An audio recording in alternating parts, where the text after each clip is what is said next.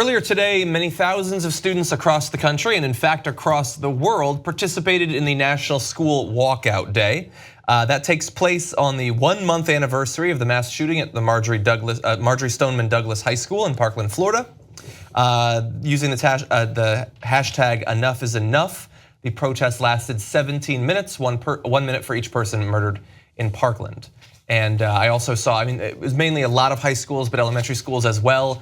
I believe I saw a tweet about one second grader who was walking, he was the only kid, and there were none others, so he went to the local high school and walked with them, and he had a sign that said, guns are cruel, not cool. And he was a second grader, which is just amazing. And so obviously they're doing this both to highlight the continuing need for action, of which there has been extremely little. There was a very mixed bill in Florida, and earlier today the House passed just about the most weak sauce school violence prevention bill imaginable. I'm assuming that many of the students at these marches want far more, and they're making clear that they're going to continue their activism toward that, and they expect politicians who stand in the way of that change to be held accountable in the primaries coming up, and certainly in the general election later on today. We're gonna have some more details about the breadth of these marches, but Cenk, what's your reaction? So some folks that are superintendents, principals across the country are not allowing their students to march. Barbara Canavan, a superintendent in Hartford County, Maryland, said that instead she's going to do a learning module, which sounds fun, which allows them to speak about solutions in a structured way. Well, that's part of the problem, is that they keep telling everybody, just stay within the lines, stay within the lines. And well, within the lines, have we gotten anything done? No. Are we ever gonna get anything done? No, okay? So people are tired of being told to stay within the lines and just do as the establishment tells you and the elites tell you, and everything's gonna be fine. It's not gonna be fine. It's not fine right now. That's the whole point of the walkout. And then some administrators in these schools, in fact, I saw 2 different quotes from 2 different parts of the country saying, oh, what are you, crazy? We're not gonna participate in this. I mean, you have the kids walk out and they'll be sitting ducks for shooters. That might give you a sense of why you should do something about it. How could you say that and then not realize the importance of the gravity of these walkouts? That's precisely why they're walking out, because you think it's a normal state of affairs that if you have students outside your school, it's inviting a massacre. You can't leave the castle, Cenk, obviously. This is a fortress. It's the only thing protecting our kids.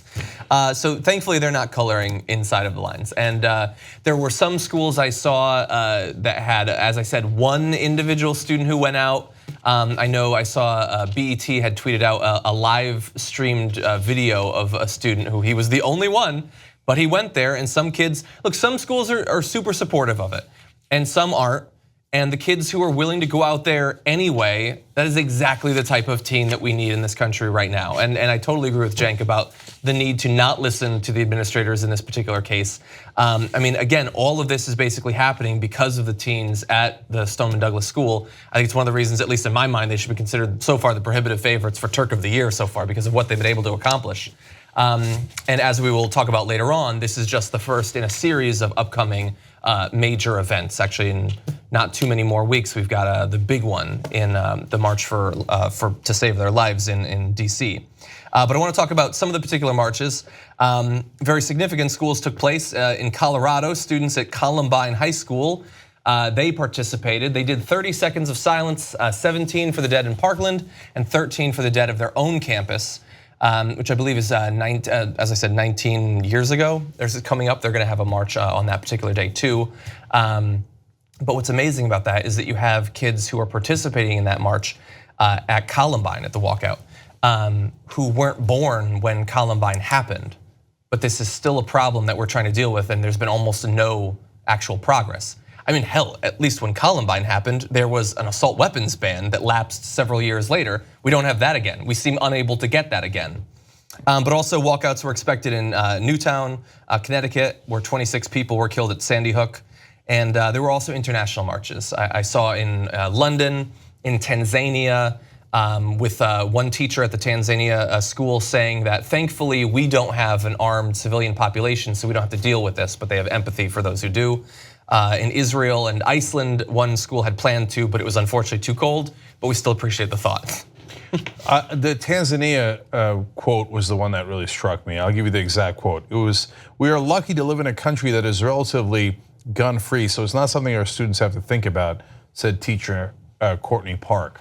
Yeah. So luckily they live in an African country like Tanzania where they're civilized and developed, unlike in America where we have to worry about nonstop massacres of our children. So that's the state of world affairs right now, and that's no joke, that's absolutely true.